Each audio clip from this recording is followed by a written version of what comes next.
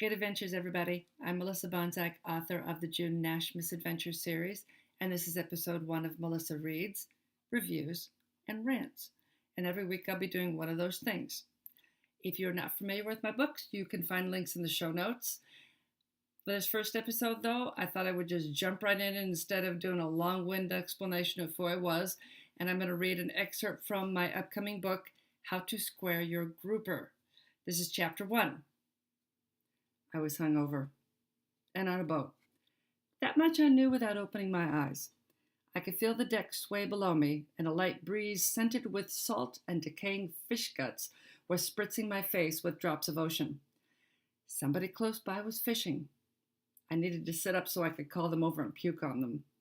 I peeled open an eye, lifted my sunglasses, and squinted at the black blob that hung in the air just above my face. Ew, nobody was fishing. A greyhound was breathing on me. The blob bounced on the end of its muzzle, and a fat, wet drop of nose juice slid off the tip, splashing on my cheek. Last, there was only one person I knew who ran with a greyhound. "Morgan," I croaked. My throat was scratchy and my tongue felt like it was wrapped in sticky layers of cotton. "June, you're alive!" A pair of bright green swim fins slapped into view. I opened my other eye and lifted my head. There was Morgan, my brother's best friend, and until recently, my arch nemesis. He was wearing a black diving suit unzipped at the chest. Those abs still look rock solid for such a skinny guy. And he was holding a mask in one hand and a funny-looking backpack in the other. His wiry brown hair was back to normal and sticking out in every possible direction. A few weeks ago, I'd nearly scalped him with a jumper cable clamp, resulting in a partially shaved head and a whole lot of stitches. In my defense, I'd been stuffed in the trunk of a car and had mistaken him for the crackpot who kidnapped me. In the end, he'd been a very good sport about me trying to kill him. And my glasses are fogged and I can't see anything, so hang on a second. Holy cow. Oh, gracious. Well, one of the drawbacks to being old. Hot flashes. So, just let me do this real quick. And I'll get back to this in a second here. Okay. Oh my God, I can see. Okay, where was I? Okay. I'd about given up on you for the day, Morgan said. Just past him, I could make out my reflection in the sailboat's white fiberglass hull.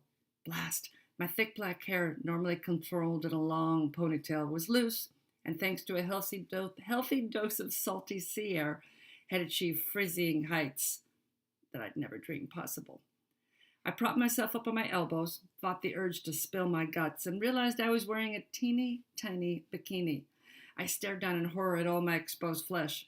Am I wearing sunscreen? Of course, Morgan said. I let out a little sigh of relief.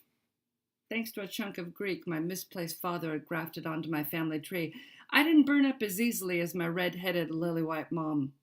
Still, I didn't want to end up with leather for skin in 30 years. I put it on you myself, Morgan added, and the horror returned. I didn't want him touching my... Wait, what was Morgan doing here? He was the reason I'd come to Key West. Thanks to a recent mishap that was all his fault, I'd become a reluctant YouTube star, and I was currently on vacation and not hiding out at all. What are you doing here? I asked him. He got a canister labeled CO2 from a nearby storage bin and began to hook it onto the backpack. You invited us. It didn't sound like me. You called and said I should get my butt down here pronto, and to bring Cyrano. The greyhound let out a whiny little roo, and a drop of nose juice hit my shoulder. Then I heard you order a shot of Zacapa, he continued, and the line went dead. Blast, that sounded like me. When some people drink, they get silly. Some get mean. I get friendly. Not in the I'll show you mine if you show me yours kind of way, though that had happened. But more in a let's go shopping and do lunch kind of way. For some reason, alcohol made me want to be friends with people I normally avoided, like my mother and apparently Morgan. If I'd called him, I must have been drinking for at least a week. I had a vague notion of a cabbie taking me straight from the airport to Duval Street, and then nothing. Maybe I needed to lay off this Zacapa for a while. What day is it? I tried to lean out of the path of Cyrano's dripping nose. Friday. Wow, I'd been drinking for a week and a day, which explained my throbbing headache. Then he grinned and added, the 27th of April. Blast, to make that one day. I'd arrived on the 26th. It really was time to lay off the Zacapa. I didn't want to wake up one day and find myself on a month-long European river cruise with my mother. How did we get a sailboat? I asked. Did I buy it? Another sometimes side effect of my drinking. It's Metface. Who? I was sure I'd never heard that name before. He's one of the lawyers with the show, Morgan said. You're staying at his house? I flashed on the business card with fancy gold lettering. Oh yeah, Metfay. Something or other. He worked for the production company that owns Gone Herpin, my twin brother's TV show. I'd needed to get out of town. He'd had an empty house. I tried to picture the address written on the back of the card, which I hoped was still in my purse. Then I tried to picture my purse, or rather its location. Lately, I'd had a bit of a problem keeping track of it. Are you staying at Midface too? Morgan's face lit up with a lopsided grin. Would you like that? No. I tried not to look at his abs. Life had been so much easier when he'd been my arch nemesis.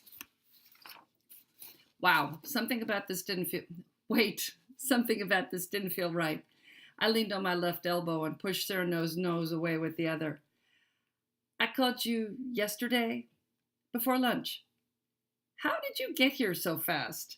We lived in the same sleepy little town in southern Arizona, and a last-minute flight had taken me 13 hours and 3 connections on 2 different airlines to reach the little island.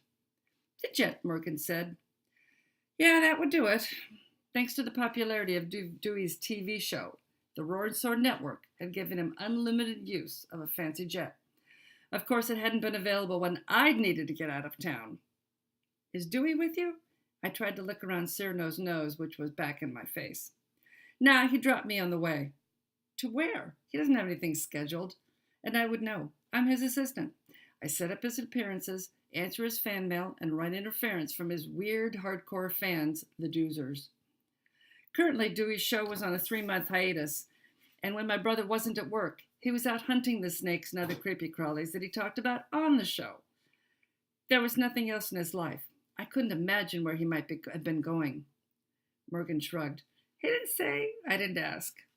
I'd have to call Dewey when I got back to land and found Metface's house. Are we done diving? I asked. I felt done. We're having too much fun, Morgan said as he struggled into the oxygen-toting backpack. I'm having fun? I was pretty sure that I wasn't. You are. You've been watching Cyrano. Really? I couldn't imagine how. It wasn't like I was in any shape to stop her if she decided to jump in after her daddy. I'm going to get in a couple more dives before the sun goes down. Don't sail the boat away. Right, I said. I didn't think I could, even if I wanted to. Get a sip. I craned my neck to watch Morgan's green swim fins slap across the teak deck toward the back of the boat. There was a whirring noise, and a chunk of the hull began to lower itself toward the water. Huh, that was convenient, kind of like the tailgate on my pickup. I let my neck drop back onto my pillowy hair and stared up through the poles and wires that normally held the sails. How many more dives was a couple more? I lifted my sunglasses to check the sun, and then let them drop right back into place. The fiery red ball was still pretty high in the sky, so a couple more dives probably meant a couple more hours, which was actually a good thing. I could get in a hangover-reducing nap.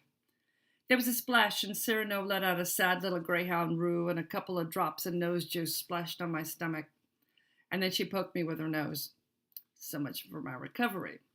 I drew up my knees and grabbed the underside of my thighs, and ever so slowly pulled myself up into a sitting position and got a better look at Morgan's greyhound.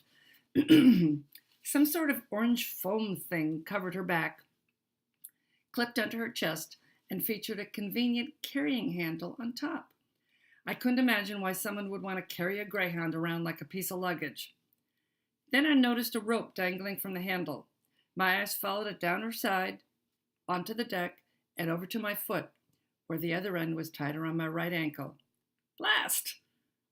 No wonder she stayed on the boat. Morgan was using me as a greyhound anchor. Cyrano rooed a couple more times, and I rubbed the soft brindle-colored fur in her neck. It's okay, sweetie. Your selfish jerk of a daddy will be right back. She laid her long nose across my shoulder and purred, nothing like a cat or a motorboat. Right? I squinted past her at the ocean. It was a motorboat, headed our way, fast. It zoomed around to Morgan's diving spot, and I used Cyrano's handle to pull myself to my feet, and kept holding on as the waves hit, rocking us from side to side. Down in the motorboat, three white guys who looked like they'd just stepped off the set of a multicultural, hair-banging music video clung to the edges of a black tarp that covered a massive, bumpy shape in the center of the boat. Two of them leaped up into the tailgate thingy that Morgan had dove from. One continued up onto the deck, while a third, still in the motorboat, ripped away the tarp and tossed up a bundle that looked like an oversized brick wrapped in plastic. The guy on the tailgate caught it and tossed it to the guy on the deck. He dropped it by my feet and turned to grab the next one. Uh-oh. Presents from random strangers were never good. The guy still in the motorboat waved an arm at me. You shouldn't let your dog sample the product. It could kill her. I followed his line of sight to Cyrano. She had that first brick between her front paws, and her teeth were well into the process of tearing away one of the corners of the plastic. Hey! I snatched it away from her and was smacked in the face with an odor that could only be described as a family of skunks on holiday. I gagged and poked a finger in the hole. This was not good. I'd been around enough stinking Gone Herpin' crew members to know what this stuff was.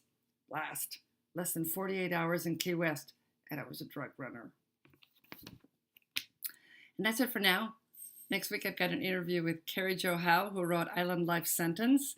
We talk about Key West, my favorite place in the whole wide world, and machetes. So join me next week. And until then, go read a good book.